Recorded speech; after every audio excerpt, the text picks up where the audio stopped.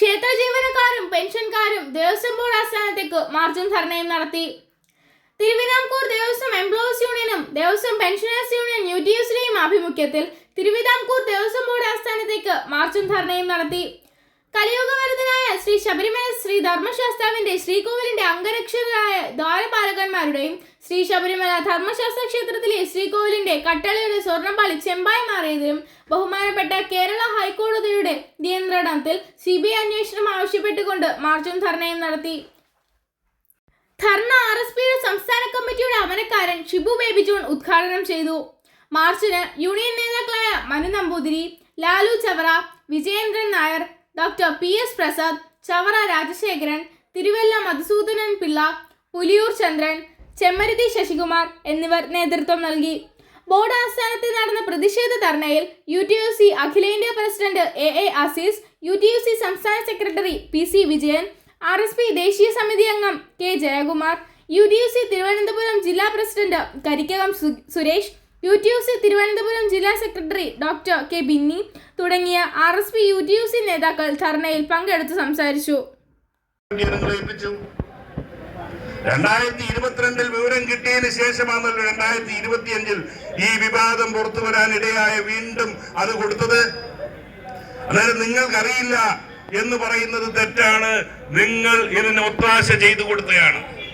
ആരൊക്കെയാണ് നാൾ വഴികൾ പരിശോധിക്കുമ്പോൾ ദുരൂഹതയുണ്ട്. തിരുവിതാംകൂർ ദേവസ്വം ബോർഡിന്റെ പ്രസിഡന്റുമാരായി വന്നിട്ടുള്ളവരെല്ലാം RSPയിൽ നിന്ന് പ്രാക്കുളം പാസിയായിരുന്നു ആദ്യത്തെ പ്രസിഡന്റ്. അല്ലെങ്കിൽ കേരളത്തിൽ ഏറ്റവും അധികം ജനക അംഗീകാരമുള്ള സംശുദ്ധമായ വ്യക്തിത്വങ്ങൾ മാത്രമായിരുന്നു പ്രസിഡന്റായി വന്നിട്ടുള്ളത്. അതിനും ഒരു അപരാധമുണ്ടായി. ഒരു ദേവസ്വം കമ്മീഷനെ ആദ്യമായിട്ട് ദേവസ്വം ബോർഡ് പ്രസിഡന്റാക്കിയത് ഈ ഗവൺമെന്റാണ്. എന്തായിരുന്നു ലക്ഷ്യം? ഇന്നലെ അദ്ദേഹത്തിന്റെ ചില പരാമർശങ്ങൾ ഞാൻ കേട്ടു. എനിക്കൊരു കാര്യമുണ്ട്, പത്മകുമാറിന്റെ കാലഘട്ടത്തിൽ എന്തെങ്കിലും വീഴ്ച സംഭവിച്ചിട്ടുണ്ടെങ്കിൽ അത് അന്വേഷിക്കണം. പക്ഷേ പത്മകുമാർ എന്ന വ്യക്തി ഈ അഴിമതിക്ക് പിന്നിൽ പത്മകുമാർ എന്ന വ്യക്തി ഉണ്ടായിരുന്നു, അദ്ദേഹം മാത്രമായിരുന്നു എന്ന് പറഞ്ഞാൽ അതിനോട് നമുക്ക് യോജിക്കാൻ സാധിക്കത്തില്ല. പത്മകുമാറിനെ അറിയാവുന്നവർക്കറിയാം. ഇന്ന് പത്മകുമാർ പിണറായി വിജയന്റെയും CPMന്റെയും ഒരു കണ്ണിലെ കരടായി മാറിയ പശ്ചാത്തലത്തിലാണ് പത്മകുമാറിലേക്ക് എല്ലാ ശ്രദ്ധയും ചെല്ലുന്നത്. ഒരു കാര്യം എനിക്ക് ചോദിക്കാൻ ആഗ്രഹമുണ്ട്.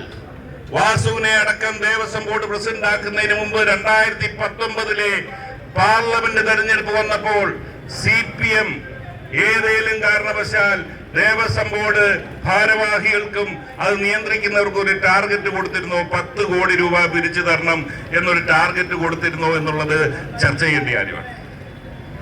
ഞാൻ മനസ്സിലാക്കുന്നത് 2019 തെരഞ്ഞെടുപ്പിൽ ദേവസ്വത്തിന്റെ സ്ഥാനത്ത് തലപ്പത്തിരിക്കുന്നവരോട് ആ സംവിധാനത്തിൽ നിന്ന് 10 കോടി രൂപയാണ് ആവശ്യപ്പെട്ടത്. പത്മകുമാർ എന്ന പാവം വിചാരിച്ചാൽ ഈ 10 കോടി ഒന്നും ഉണ്ടാക്കാൻ ഒക്കത്തില്ലെന്ന് നമുക്കറിയാം. അതുകൊണ്ട് തന്നെ അന്ന് വാസു അടക്കമുള്ളവരുടെ പങ്ക്, ഇതുമായി ബന്ധപ്പെട്ട പങ്കല്ലേ നമ്മൾ അന്വേഷിക്കേണ്ടത്. ആ 10 കോടി പിരിക്കുന്നതിന് വേണ്ടി ഈ ഉണ്ണികൃഷ്ണൻ പോറ്റിയെ ഏതെങ്കിലും ഘട്ടത്തിൽ ഉപയോഗിച്ചിട്ടുണ്ടോ ഇല്ലയോ എന്നുള്ളത് ചർച്ച ചെയ്യേണ്ട കാര്യമല്ലേ? എങ്ങനെയാണ് ഇങ്ങനെ ദുരൂഹ കഥാപാത്രം രംഗപ്രവേശനം ചെയ്യുന്നത്?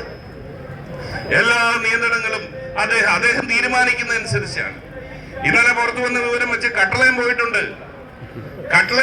അതാണ് ഞാൻ പറഞ്ഞത്. സുവർണ ക്ഷേത്രം വല്ലോ ആയിരുന്നെങ്കിൽ മുഖ്യമന്ത്രിയുടെ പിണറായി വിജയന്റെയും CPMന്റെയും പരിധിയിലുള്ളെങ്കിൽ എന്തായിരുന്നേനും സ്ഥിതി എന്നുള്ളത്. ഈ നിലയിലേക്ക് അഴിമതിക്ക് വേണ്ടി മുഖ്യമന്ത്രി അധികാരത്തിൽ വന്നപ്പോൾ ആദ്യം പ്രഖ്യാപിച്ചത് അവതാരങ്ങളെ കുറിച്ചാണ്. എന്നാൽ കേരളം കണ്ടിട്ടുള്ളതിലേക്ക് ലജ്ജിപ്പിക്കുന്ന സമരം ചെയ്തതിന്റെ ഫലമായിട്ടാണ് ഇന്ന് ദേവസ്വം ജീവനക്കാർ അനുഭവിക്കുന്ന മിക്ക ആനുകൂല്യങ്ങൾ. അത് നേരത്തെ ഇവിടെ സൂചിപ്പിച്ചതുപോലെ ക്ഷേത്ര ജീവനക്കാരെ സംഘടിപ്പിക്കുവാൻ മുൻകൈയെടുത്ത ഒരു പ്രസ്ഥാനം UTUC ആണ്, RSPയാണ്. സഖാവ് TK ദിവാകരനും KC വാമദേവൻ ഈ ജീവനക്കാരുടെ അനിഷേധ്യനായ നേതാവായിരുന്നു. ക്ഷേത്രങ്ങൾ GN പോറ്റി ഉൾപ്പെടെയുള്ളവർ ക്ഷേത്രങ്ങളിൽ നടന്ന് ജീവനക്കാരെ സംഘടിപ്പിച്ച് സംഘടനാബോധമുള്ളവരാക്കി മാറ്റി അവർക്ക് അവകാശ സമരങ്ങൾ നേടിയെടുക്കുവാൻ അവരെ സമരങ്ങൾക്ക് നേതൃത്വം നൽകിയ നേതാക്കന്മാരായിരുന്നു. അതിൻ്റെ ഫലമായിട്ടാണ് ഇന്ന് മാന്യമായി ക്ഷേത്ര ജീവനക്കാർക്ക് ജീവിക്കുവാൻ അതുപോലെ പെൻഷനേഴ്സ് പെൻഷൻ പറ്റിയവർക്ക് ജീവിക്കുവാൻ അവസരം ലഭിച്ചത്. ഇന്നിപ്പോൾ ധാരാളം ആനുകൂല്യങ്ങൾ ഇനിയും ജീവനക്കാർക്കും പെൻഷനേഴ്സിനും ലഭ്യമാകാനുണ്ട്. ഈ അവകാശങ്ങൾ നേടിയെടുക്കുവാൻ വേണ്ടി നിരന്തരമായി നിരവധി പ്രാവശ്യം ഈ സംഘടനകൾ മെമ്മോറാണ്ടം കൊടുത്തിട്ടും ഇതിൻ്റെ ഭരണാധികാരി, ദേവസ്വം ബോർഡ് പ്രസിഡന്റ് ഉൾപ്പെടെയുള്ളവർ ഒരു കൂടിയാലോചനയ്ക്ക് ഈ സംഘടനാ നേതൃത്വത്തെ വിളിക്കുന്നില്ല എന്നതാണ് ഏറ്റവും പരിതാപകരമായിട്ടുള്ള കാര്യം. മുൻകാലങ്ങളിൽ അങ്ങനെയല്ലായിരുന്നു. അംഗീകൃത യൂണിയനുകൾ മാത്രമല്ല, മറ്റു യൂണിയനുകൾ സംഘടിത സ്വഭാവം അനുസരിച്ച് അവർ നൽകുന്ന നിവേദനങ്ങൾക്ക് പരിഹാരം കാണുവാൻ വേണ്ടി ബോർഡിൻ്റെ ഭരണാധികാരികൾ കൂടിയാലോചനയ്ക്ക് വിളിക്കുമായിരുന്നു. യാതൊരു കൂടിയാലോചനയും ഇപ്പോൾ ഇല്ല.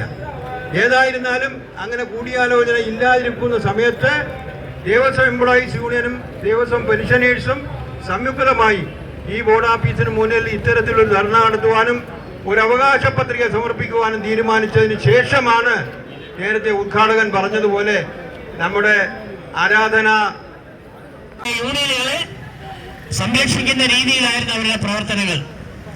2 ഓഫീസുകൾ വാങ്ങിച്ചു കൊടുത്ത സംഘടനകൾ UTUCയും RSPയും വർഷങ്ങളായിട്ട് തൊഴിലാളി വർഗ പ്രസ്ഥാനങ്ങൾക്ക് വേണ്ടിയിട്ട് സമരങ്ങൾ 35 വർഷക്കാലം ഇവിടെ സമരം ചെയ്ത് നേടിയെടുത്ത ആനുകൂല്യങ്ങൾ ഒന്നൊന്നായിരുന്നു. നമ്മുടെ മുന്നിൽ ഇതിന്റെ ഉദ്ഘാടകനായിട്ട്